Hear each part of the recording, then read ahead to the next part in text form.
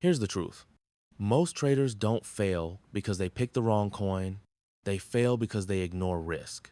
Are you making the same mistake? Tip 1.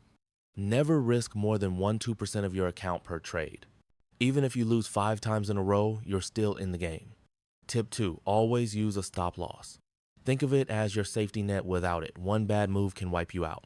Tip 3. Diversify. Don't put everything into one coin. Spread your capital, reduce your stress, and give yourself more chances to win. Remember, the goal isn't to win every trade. The goal is to protect your capital so you can keep trading tomorrow. Want more tips? Tap the link in bio today.